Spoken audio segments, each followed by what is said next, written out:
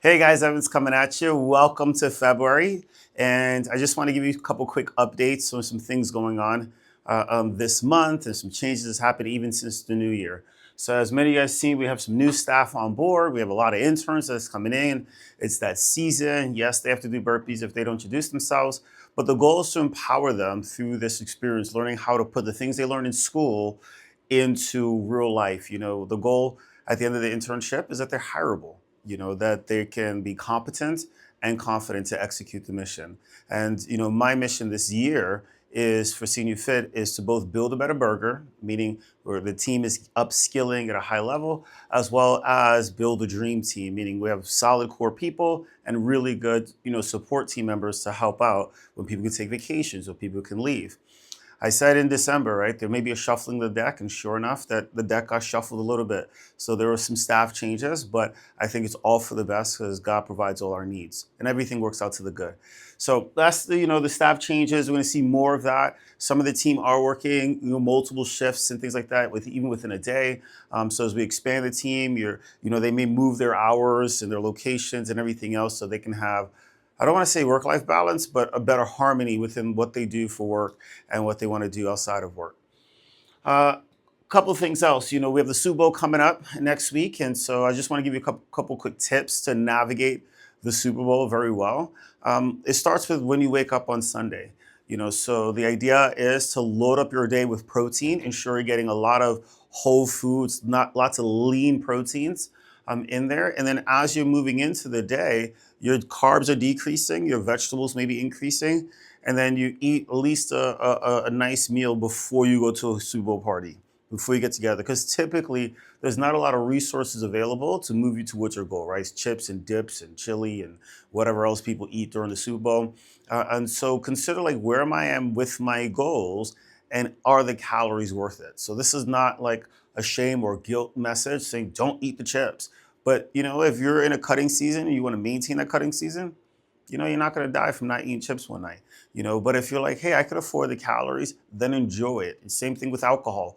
Just be mindful that what your body, when you put alcohol in, it stops metabolizing everything else until the alcohol is out.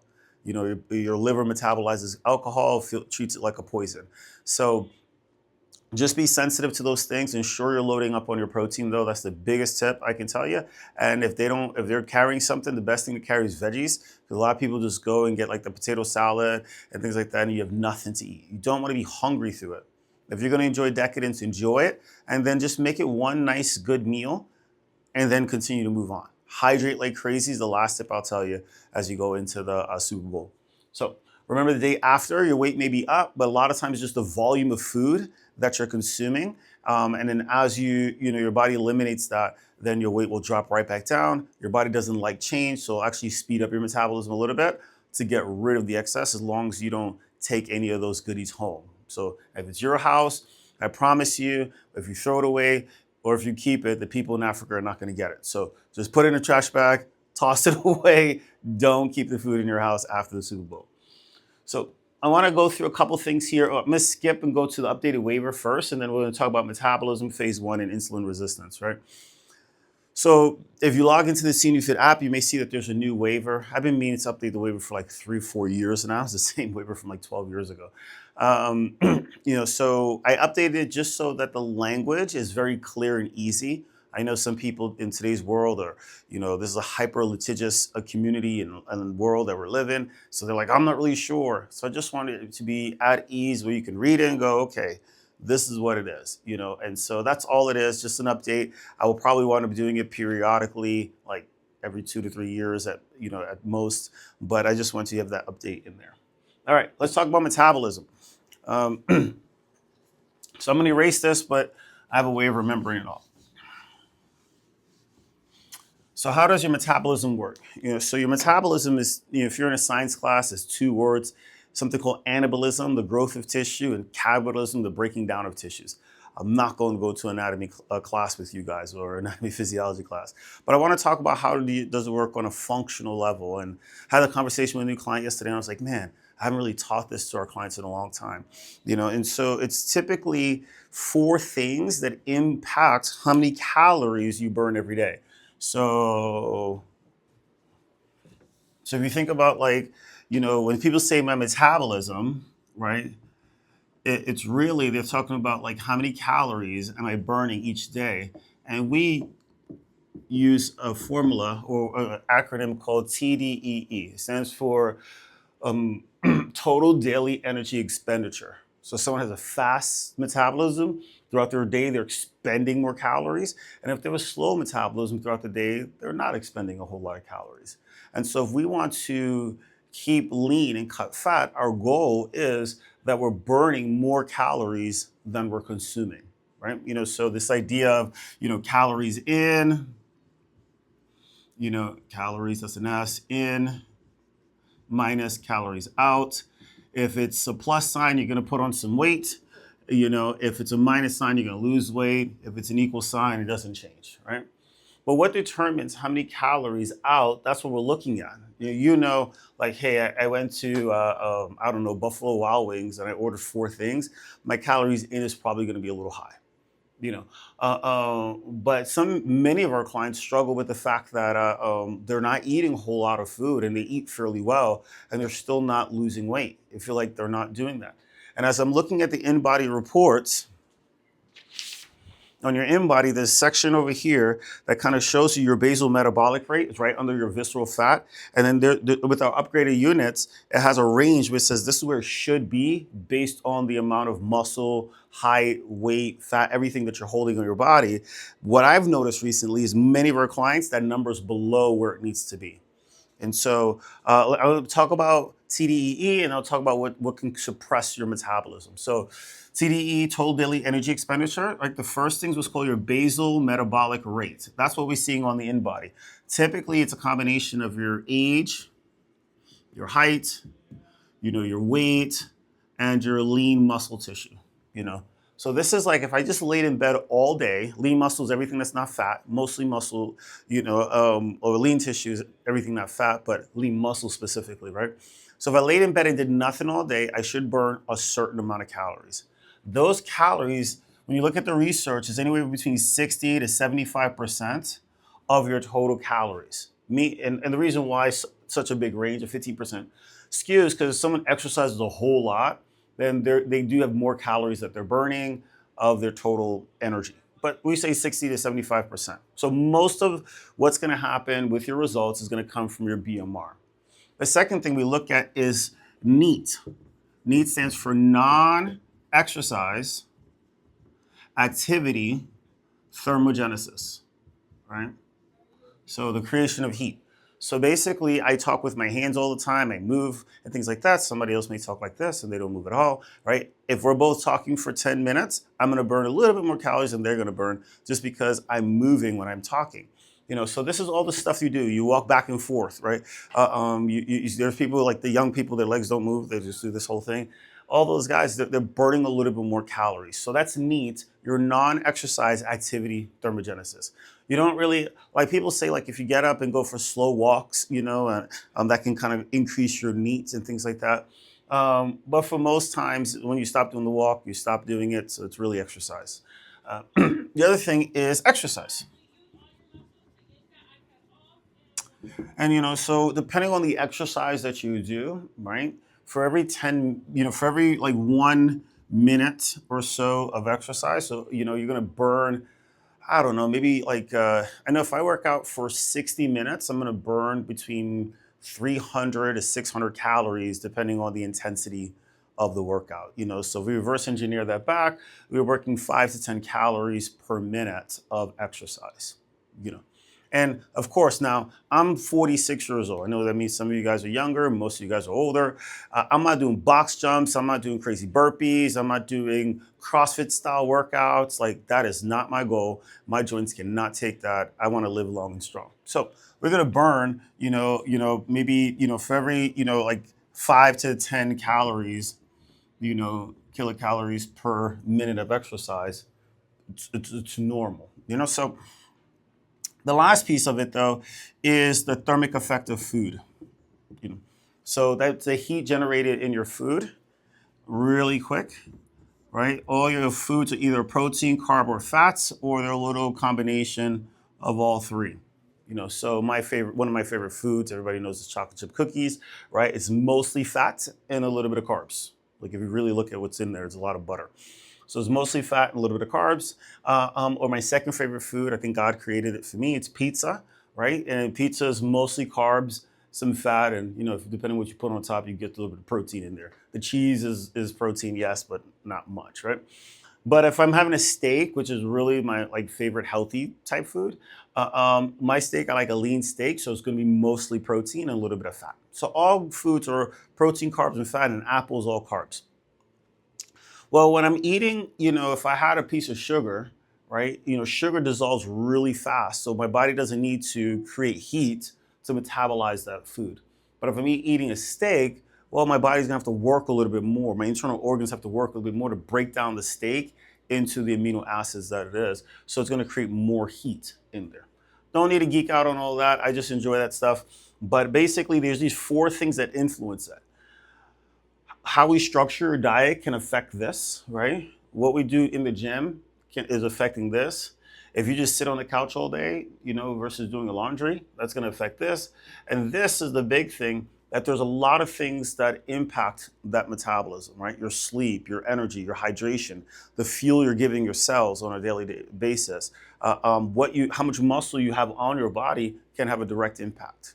So I just want to take a moment and talk about this, because the reason why I didn't launch a fitness challenge at the beginning of the year, like I said I would, is because I start looking at these sheets, and most of our clients, if their range was supposed to be between here and here, you can figure out whatever numbers, let's say 1,400 to 1,900 calories, they were burning like 1,200.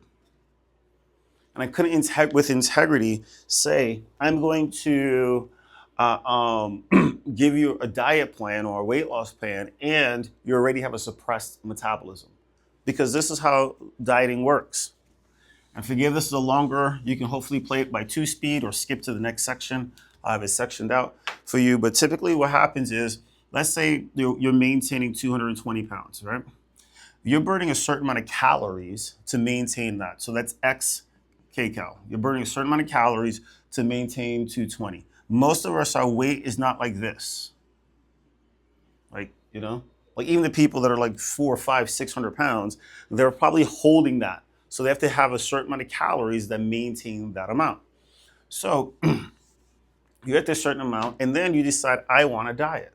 So what you do is you minus X, right? So you decrease those calories down, and your body was holding here, and this is your new calories, and there's a gap. So this is your new calorie, and then your body says, oh God, we're used to burning this X number of calories. Let's give it a number. So we used to burn 3,000 calories, and now you're giving me 2,000 calories. And so now there's a 1,000 calorie deficit. And in that deficit is where it should be like this here, right? You're used to using 2,000 here. So your body's like, oh my goodness, I'm burning an extra 1,000 calories. And in that's where you lose weight, until your metabolism slows down to match the amount of calories. And that's what we call the proverbial stalled, plateaued, and all those kind of things. And so that's what dieting, by all diets decrease your metabolism, because they're decreasing the amount of calories that you're bringing in, and your body wants to maintain something called homeostasis, the same state, right? So I was like, I can't do that, and I could do a whole nother talk on homeostasis, but I was like, that doesn't make sense. So I said, I'm gonna experiment with myself to see if I do this program that I know of, and I have evidence through the research, will my metabolism get impacted? The challenge with me is that I was already in the healthy range. So I wanted to see, hey, I'm in the healthy range for my metabolism. Will I stay? Will I push towards the top end? How far would I lose? And then I took, Shekinah, and I said, hey, Shekinah, she had a suppressed metabolism. So what will happen? Will she move closer to a healthy metabolism, or will she go further away? And the results have come in, and I'm really excited.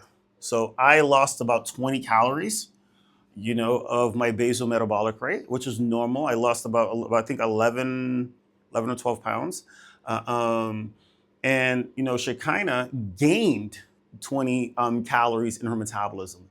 And I was like, hey, it's only 21 days with the program we did, but I'm happy with a net zero. I'm happy with not losing in there, which is very, very common with it. So I'm excited to say that for those who want, I know several clients are like, oh, I wish we had a program, but we're going to launch our phase one. It's literally the program that we started CNU Fit with 16 years ago. I just didn't have all the research. I just had it in there. We're going to start phase one on February 15th, 15th, the Monday, or 16th, the Monday after Valentine's. I figured, why start a program? You're going to go out to eat for Valentine's, right?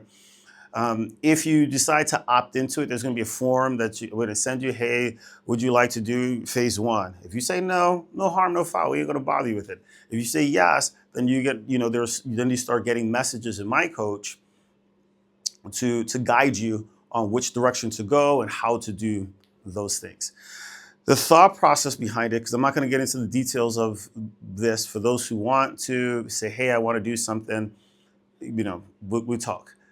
The thought process about it, and just because you opt in the first one, I'm going to shoot another video for those who opt in. And if you don't like the details of it, just tell it, opt me out. Like, I promise you, I ain't going to get hurt. I just want to make sure I'm serving you guys well. So the idea behind it is this idea of insulin resistance, right? It's a common term, something I've been talking about for 15 plus years. What happens is, if you look at your blood, let's say this is your blood. I always think when I say this is your brain on drugs. I grew up in the 80s, 90s, right? Anywho, so this is your blood, right? And you're gonna maintain a certain amount of glucose. So all carbohydrates typically break down to glucose, right? And so, and you can say it could be sucrose and fructose, and all the O's are just sugar. So all your carbs, even agave, nectar, all carbs break down to glucose, right? And with glucose is the fastest form of energy for your body. So it goes after carbs quicker than anything else for energy. So you have this certain amount of blood that's, certain amount of sugar in your blood. And when you eat carbohydrates, your blood sugar goes up. And then, what happens next is your body, recognizes, oh my God, my sugar is up. So it shoots a message over to your pancreas and it says, produce this hormone called insulin. And what insulin does, when we throw it into the bloodstream, when insulin goes up, it tells the sugar to come back down. So sugar starts coming down to help metabolize this, because of insulin, right? So sugar comes down, and if this happens really fast, you get sleepy, so after Thanksgiving, everybody's like, you eat a bunch of carbs, you're like, what that is an insulin spike you're experiencing. On the flip side, how do you feel the sugar spike? You give a kid a candy bar and he runs like crazy, that's the sugar spike. And then he crashes, that's the insulin spike. So whether you feel it or not, this was happening at a hormonal level in your body, right? At a hormonal level in your body's producing insulin, and to get the sugar down.